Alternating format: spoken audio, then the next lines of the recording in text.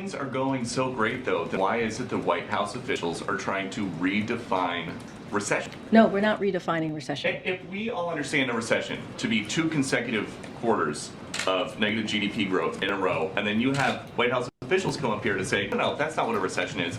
It's something else. How is that not redefining recession? Because that's not the definition. That is not the definition. Brian Deese said in 2008, of course, economists have a technical definition, which is of a recession, which is 2 consecutive quarters of negative growth. I can tell you this. Yesterday he said 2 negative quarters of GDP growth is not the technical definition of a recession. It is What not. changed? It is not. Why did he say that It was? is not. I can What's the I can difference other speak than who to the president I is? can speak to what he said yesterday in front of all of you, which is the last thing that you just repeated. There are many factors. There are many factors, economic factors and indicators to consider, and I will say that the textbook definition of recession is not 2 negative quarters of GDP. We have a strong labor market. We have business that's investing. We have consumers that are also very much investing and purchasing. That is incredibly important. We have 3.6 unemployment. You do not see that in a pre-recession, and you do not see that in a recession. So the factors that we are seeing right now, the economic indicators. Whoa. Wait. She said you don't see that in a pre-recession and you don't see that in a recession. So they don't even think we're getting close to seeing a recession. Not even that we're not in one.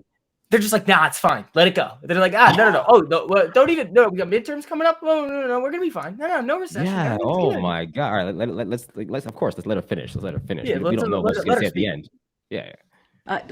Does not show that we're in recession. And I'll read, since you gave me some quotes, I'll give you some as well. In 2009, the St. Louis Fed said, while the popular definition of recession is 2 consecutive quarters of negative real growth, domestic product GDP growth, the NBER, which we have mentioned many times in this room, does not strictly abide by this designation. Instead, the committee broadly defines a recession as a significant decline in economic activity spreading across the economy, lasting more than a few months. NBER has been around since 1920. I'm going to move on. We're coming in through kind of, I'd say, the midpoint-ish of earnings season with all of the really, really big companies. You're going to see some pretty important ones in some different sectors report at the later half. Yeah. But once you end up seeing that kind of fizzle out, I just don't see a reason why institutional money would start buying this now. Exactly. I think the fall is going to get interesting. I think like going into the winter, Q4 is going to get interesting too. And then 2023 is when we could start to see things start to come back, because we're going to get more insight into whether or not we're actually going to get those end of 2023 rate cuts or even a rate hike slowdown. I think that's going to be what really entices institutional money back in. Yeah, I like that. I think overall the optimism for the upside has been amazing to watch, right? Psychologically speaking, retail for the longest time was betting on the downside. And I was even of the very bearish mindset, but I was also just taking a look at the chart saying, hey, look, like I am fully looking out for more downside. Although I seem to be playing a lot of calls in the last 2 weeks here. Just because that's what the chart's been saying. The chart's been saying, exactly. Like calls. The way that I've been feeling about the overall economy and what should be reflected on the market is downside. But when things are crossing up, I'm playing the upside. So I do think that there's a bit of euphoria right now in the market. And there will be some profit taking eventually because shorts are getting fucked. Oh, like, dude, the if you're shorting, I mean, we saw those couple of weeks where the reports from like Goldman were coming out where it was like, this is the highest net selling pressure in terms of like shorting volume coming into the market since 2008. So when you see these big rallies back up, obviously there's going to be some larger shorts that are taking these bets against the market, getting out of their positions because, well, what's the point of having these shorts when the market's ripping right now? I can pull this up right now and I'll look for Elon to show you exactly what this guy was on. Oh, Friday, dude. Tesla was fun on Friday. That cross up right there paid. Yeah, he tweeted out heat wave in Shortsville. Mm-hmm. I was just like, oh, he knows. Boy. He knows because he knows exactly. His company's been going through it. He's been dealing. Oh, this clip right here is actually hilarious. They had a prototype for a plug that cars automatically, and he's like, "Hey, when we get the prototype, just don't bend down, don't drop anything, and bend down by it just in case it fucking bugs in the ass." Dude, he's like how every like 12-year-old would want to be as a billionaire. That's it. He is the kid's billionaire, like 110%. Okay, so what earnings do you have? What earnings are you looking forward to? Actually, let's see if we can pull this up and see what's coming There's up next. actually a couple that I like this week. So Monday after close, we've got Pinterest. I think that could be interesting. They usually price in a decent amount, but they can move pretty big. Uber before open Tuesday, they have the potential to swan. Sometimes they've moved in the past on earnings a lot. My baby AMD Tuesday after close. AMD. I hope. I mean, whatever. I'm not selling any of my shares, but I mean, it would be nice for them to get a little bit of a boost. And then we got PayPal, Oxy. So a lot of you guys that watch honestly, us know selling covered calls for you would probably work out best. Oxy, dude, I don't even own Oxy. It's AMD. It's just fun. Oh, AMD, yeah, that would actually be a really good idea. Selling some like stupid high covered calls though.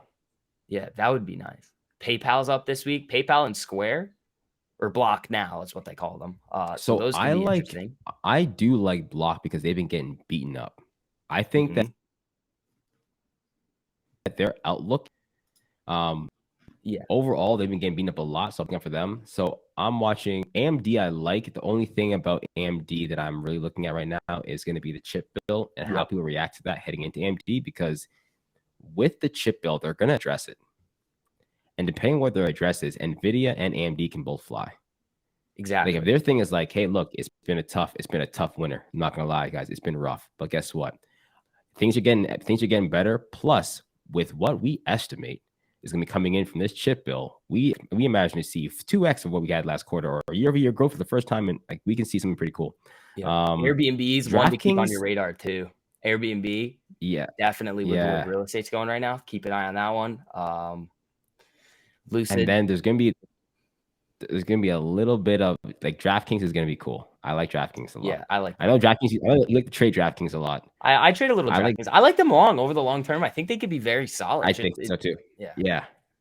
And then Canopy Growth is another one that I'm watching for the cannabis sector. Yep. Oh my God, Alibaba before open Tuesday. Or Thursday. Oh, shout out to Air Canada. They suck. They suck. I'm never forget. I said big Carvana. They could get 6 hours. I mean, there's a lot. This could be the week of big movers on earnings. Like if you just look at this schedule right here, I mean, the companies that I think that could move the largest: Uber, PayPal, Airbnb. So let's have a quick second there. Thursday afternoon. Amy earnings. It's gonna be interesting. I'm not gonna be holding Friday calls for that. Nah, I'm not trading them on earnings just because, I mean, I'll probably be getting out of my options going into earnings. Because mind you, make money, take money, see what happens, wait for the pounce. Play the chart. The chart's going to tell you everything you need to know. Not for earnings. Earnings is a coin flip, but leading up into it, Yeah, exactly.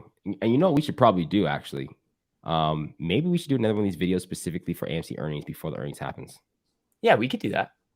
Just a quick like an overall chat and conversation about it, because I think that could be pretty interesting from a fundamental perspective, and then we can break it down too after. Actually, yeah, we can do before and after. I think that would be a little bit more helpful. If you guys want to see this, exactly. If you guys want to see an AMC pre and post breakdown in this format, let us know in the comment section below. This is probably gonna be an STV's video. Actually, this might be at the end of both videos. It might be both of ours. Yeah, let us know in the comments below if you guys want to see an AMC breakdown before and after. There's gonna be 1,001 different AMC videos, but I think sharing of thoughts, having two people on having conversations, kind of something different, kind of new. If that's of interest, guys, of course, let us know. But yeah, it's gonna be an interesting week for sure. After earnings week is done. After earnings, this is the last week might have been the peak, but this is like the peak 2 weeks of. Yeah, we get some other. You got to kind of look in the haystack for the companies going into the next few weeks. Yeah, and that's when I think we could see a little bit of market pullback, because this is the hypest part.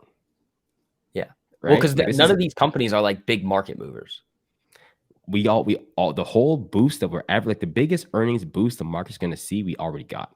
And now we're heading, like if we were already at, so this is going to pull back up so you guys know exactly what I'm talking about. If we were already in this level before the Apple and Amazon, Microsoft earnings happened, then I think we freaking ran. But now we're heading into this resistance level, and I'm like, if we can't crack that 418 level with these earnings, I'm thinking we do one of these and we're coming back down the same way we did back here when you're talking about, right? Yep. And it's like it'd almost just be like a little double top. Exactly. So I'm just like, all right, like we got to get something bullish going on here, but we'll see what happens.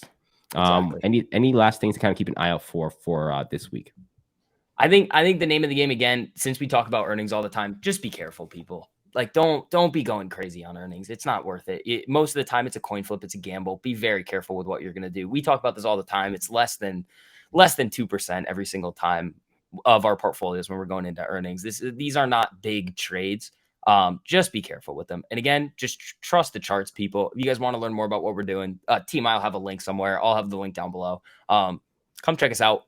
Get the charts. Get all the live First of the month, guys. First of the month. Monday, first of the month. Get your ass in there if you guys are considering doing it, because you get the best bang for your buck. It's the most amount of days of the month in there. It's pay when you enter, right? So on Monday in the pre-market, STV is gonna be live in the pre-market. I'll be live in the afternoon. We got a midday stream as well. Like, get in there, get all the education, information, all the indicators. We got a syllabus of videos. I have some more. We have videos coming out every week, basically, for the premium members, right? So we'll have some fun with it. But it's good stuff, guys. All right. My guy. Good to see you, buddy. We'll see you next week. Yeah, actually, you know what? We might see you midweek with the. We might have to do another one. AMC, and then exactly the post. So tell me what you guys say in the comment section. All right, guys. Let us know. Deuces. Peace.